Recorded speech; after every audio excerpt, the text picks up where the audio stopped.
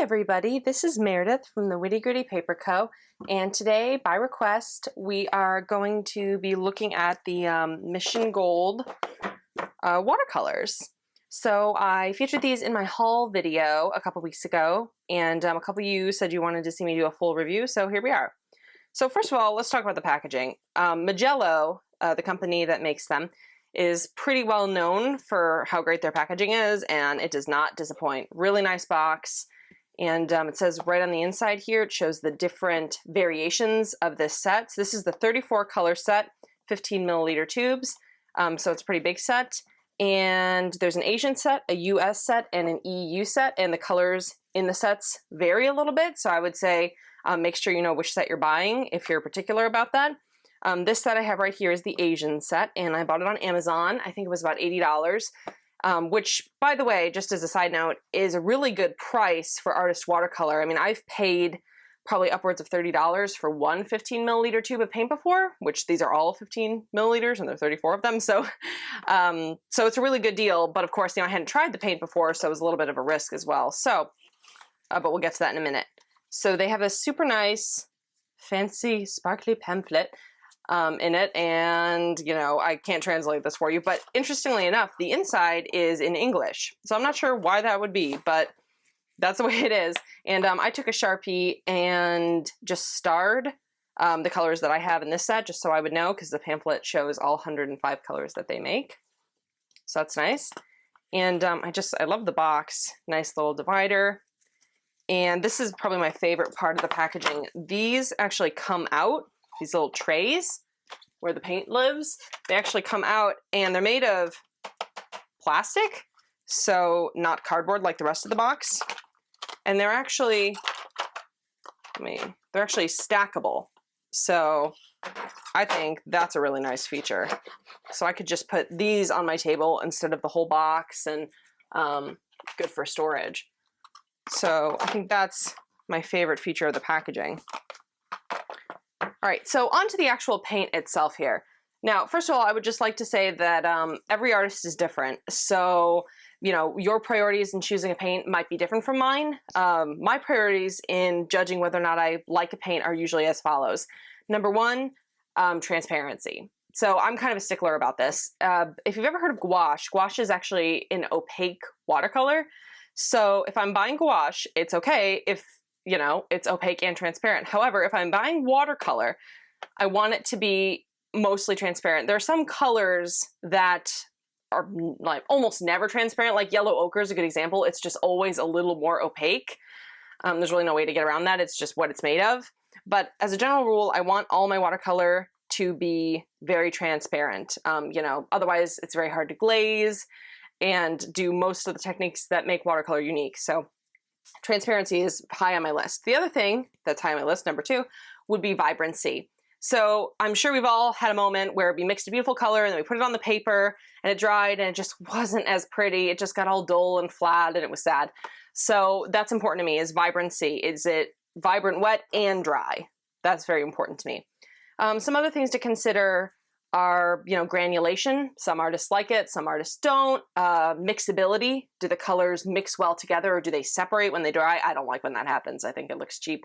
Unless I was intending it to happen, in which case it's okay. But again, this is all general guidelines. And I mean, price, of course, is a factor. And also whether or not they dry well. Because generally how I like to work, my personal preference for working, is taking two colors and squirting them out in palettes and letting them dry. So it's sort of like DIY watercolor pans. And, you know, every artist is different. Some artists never do that. Some artists only work from the tube. Others only work with pre-manufactured pans. That's all fine. Just my personal preference is to squirt them out and let them dry. And so it's important to me how well they dry. Do they ever dry? Are they always juicy? Do they dry too much? Do they crack? So those are things that I like to keep in mind when I'm judging a paint. So I'm going to leave these over here for now. The way that I chose to sort of dish them out for my own personal uses was I put them in this new palette of mine. And this is a Stephen Quiller or Quiller. I'm not quite sure the correct pronunciation, but Stephen Quiller, we'll say. a 13-inch ceramic palette, and this was also my haul video. And there are 32 of the Mission Gold watercolors in here. 2 of them I left out, I think sepia and one other that doesn't come to mind, but they're almost all in here, and I arranged them in color wheel formation. So the primaries, yellow, red, and blue, are opposite each other. So it's just easier for me to mix. So they dry really well. Let's start there. They dry really well, I think, in my personal opinion. I think they dry really well when they're squirted out because they were juicy for probably like, let's say 3 days. They were really juicy for like 72 hours. Like you wouldn't want to stick your finger in it because paint would stick to your finger within like the first 3 days. But after that, they got hard enough so that I wasn't like, if I touch it, it's not going to come off on my finger anymore. But it actually is still kind of squishy. So that's good for me personally. I want them to always dry, but still be able to reactivate pretty easily. That's really important to me too in picking a paint, since I like to work this way. How well do they reactivate? So if I take a wet brush and I dip it into a color, like I just dip it in, paint comes right off, and you want to see that. You don't want to have to like scrub or work too much to get your paint out. That's not a good sign. At least the way I work, that's not a good sign for me. So they activate really easily. I would say that's maybe my favorite thing about them, is they just activate super easily. And another thing I like about them is there is very little color shift. And this is something I believe the brand boasts about, is that color shift is basically how the color looks when it's dry how the color looks when it's wet to how it looks when it's dry. So if the shift is a lot, like it was much brighter when it was wet and it gets really faded when it was dry, then that would have a high color shift. So I would say that the brand's claims are correct. The colors do not shift much from wet to dry. They still remain very vibrant. Actually, I swatched them all out so you can see. I swatched them all out, and as you can see, they're very vibrant. This is completely dry. Painted it a couple weeks ago. So they're very dry here, and they still look very vibrant to me. I love them. I really, and I love the color choices they made for this 34 set. Like sometimes there'll be like too many earth tones in a set, or there'll be so many vibrants that you just can't get an organic looking piece from them. So it can be kind of a toss up when choosing a set, but I love this one. It's like a real rainbow, and that's great for someone like me because I really love to paint all sorts of different things. I like to do landscapes, and I love portraits and still lifes, and I don't want to be limited by the colors that I have. And you can mix colors, you can mix a ton of colors, but there's some that you can't mix and others that are just gonna look better if you don't mix them. So for me, I love this sort of rainbow whole spectrum thing they got going on in this particular 34 color set. And this is also good if you're a beginner and you don't know what you like to paint yet. You know, you don't know if you prefer landscapes or portraits, or this gives you the opportunity, if you have lots of colors, it gives you the opportunity to find out. So I think that is a pro, is that there's very little color shift and they activate easily. Those are probably my favorite things about them. So let me grab some paintings that I've done with them so far, because it's kind of hard to tell from a swatch sheet and, you know, just from the video how they're going to act when they're put on paper, and especially how they're going to look when dry. So here's one painting I've done of them pretty recently. This is just a little sketch, little sketchbook page. And this one was really more to try out the vibrant colors. And I think they perform really well. I mean, it doesn't seem like there's a lot of color shift to me. When they were wet, they were vibrant, and they still seem very electric to me now that they're dry. So once again, that's probably my favorite thing about them. And the gold paint, just so you know, there's no gold paint in the set. I added that just for artistic purposes. So just so you know, there's no gold in the set. And this is a brand new sketchbook, so I think there's only one other painting in here. Here we go. And this painting I did with the Mission Golds too, because I wanted to see how they looked when they were watered down. So I want to do a really pale painting. And I am in love, guys. I'm in love with this blue color, this like bluish gray. It's really pretty. It wasn't a tube color. I know I mixed it. I think it's like Prussian blue with maybe a little cobalt blue. I'm not 100% sure. Definitely Prussian blue is part of the mix. But I just love the way it came out. It's super loose and just soft and fragile. And I love the way that these paints look watered down, and they didn't granulate too much, which some artists love granulation. So that's a whole other video. But I don't like when my colors granulate too much. Like a little bit's cool with me, but just not too much. So watered down, I think they still look very nice. So I only got 2 in there. And then there was one more I did today because I wanted to sort of test out how I felt about the earth tones in the set. Because earth tones are usually pretty good in artist watercolors because the pigment used to make most earth tone colors is pretty cheap to get. So earth tones are almost always good if you buy them in any artist brand. And of course, you know, try out, and there might be some that aren't good, but in my experience, I've never had a bad earth tone in any artist watercolor. And these are no exception. Earth tones are really nice, blend nice together. I really love the selection of earth tones that they chose. Like I love this red and I love this. I've never had Van Dyke green before, so I love this green. I'm just really happy with the way they look. And once again, watered down with these little white mushrooms. Watered down, they still look really nice and pretty. And these are actually super fun to paint. I might do a tutorial on that. Let me know in the comments if you want to see something like that. But anyway, I tried out the earth tones, I tried the vibrancy, and I tried watering them down a lot because I really wanted to sort of field this for you guys. You know, it's not really helpful if I just swatch it out. I want you to really have an idea of how they work for different things. And I believe that the only major criticism that the paint has received is that it's not Lightfast, I believe. Some of them aren't Lightfast, so there are Lightfast complaints or questions. And there's also some talk about how they aren't all made of pure pigments. Some of them are dye-based, so which generally contributes to a paint not being Lightfast. So here's what I would say. The pamphlet that they came with has very high Lightfast ratings for every color in the set. Now that could be, they could be using a different Lightfast scale than we use in the US here. I think there are a couple different scales, so they could be using a different scale. They could just be lying, I suppose. You know, but I haven't tried them out in the sun. Like I haven't swatched them out, left them in the sun to see what happens. So I can't really speak to how Lightfast they are. For my purposes, you know, a lot of my paintings are done in sketchbooks. So I think they're amazing for sketchbooks, you know, a really good deal for sketchbooks. But if you know you want to paint a masterpiece with them, swatch them out. Maybe buy one tube on Dick Blick or Amazon and swatch it out, leave it in the sun for a month and see how much it fades. Because their Lightfast ratings, they claim they're all very high, but the paint itself has received criticism for not being Lightfast. So try it out if you're nervous. I really can't speak to whether or not they are very Lightfast. Usually all earth tones are totally fine. It's just the really vibrant colors.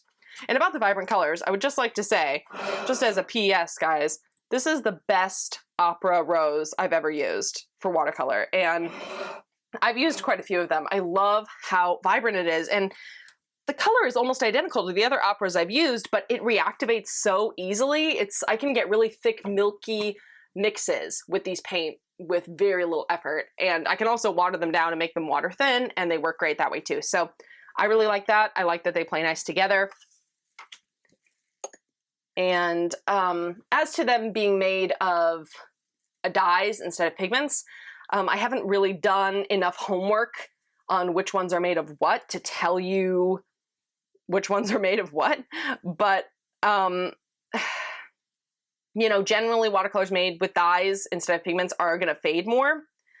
So it's just really personal preference. Like for me, that's just not my #1 priority. I don't really care too much what my paint is made of so long as I like the feel of it. Like for me, it's more, how does it feel on the brush? How much control do I have? Control's big for me. And, you know, do I like the colors? Do I think they mix well together? You know, these are more on the top of my priorities, and everybody's totally different though. So ask yourself, what are your priorities with paint before you take the plunge? What was I going to say? Oh, the Mission Gold company, the Mijello company, actually makes a pure pigment set as well. So if you wanted to try the paint, but you really didn't want anything to do with ones that weren't made of pigment, they make a pure pigment set. So that set only has paint made of the pure pigments and no dyes. So check that out if that is high on your list of priorities. All right, so I'm just going to play with them a little bit on camera here, just because, like I said, I want you guys to be able to really see what do they do, what do they look like, because it's kind of hard to tell from video reviews sometimes.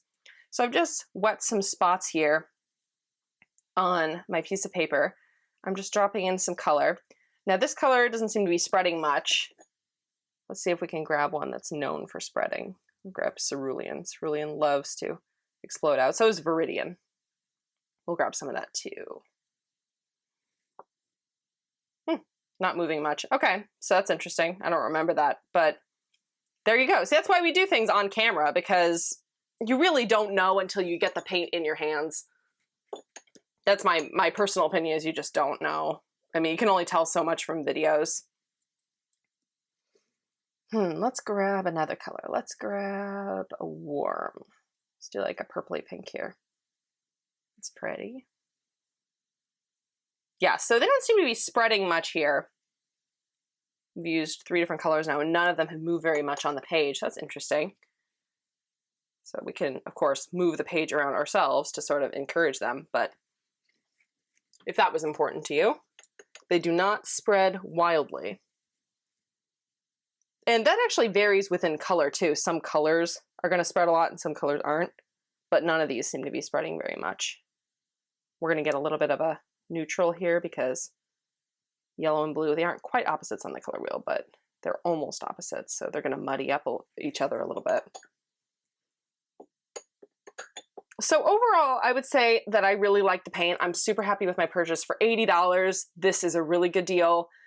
I will probably use it mostly for sketchbook paintings because I really love to do portraits, and if I do a portrait, I generally either sell it or give it away, or it's a commission, and I want it to last.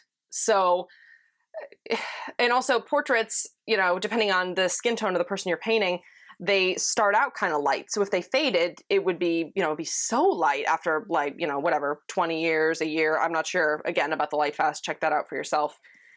But anyway, I don't think I'll be using them for portraits, but I think I could use them for portraits. It's not that I couldn't, but I might be a little worried about the Lightfast. Maybe if I test it more, I could use it for portraits. But right now, I would not be jumping over myself to use it for portraits. And other than that, though, I love the vibrancy. It's really fun to see colors that are so vibrant. They make me excited to paint when I see them in my palette. So, actually, let's mix a color together before we go. Let's mix a color. Let's see. Maybe we'll try to make that color that I made on the seal painting.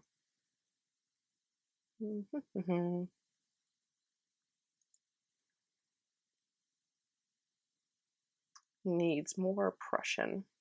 Mixing colors is just such a touch and feel thing. I mean, I remember being so confused the first few times I painted.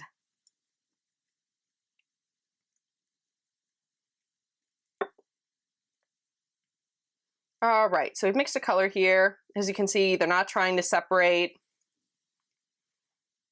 Goes on smooth. So I think this paint would be amazing for glazing. That rhymes, amazing for glazing. But I think it would be great for that.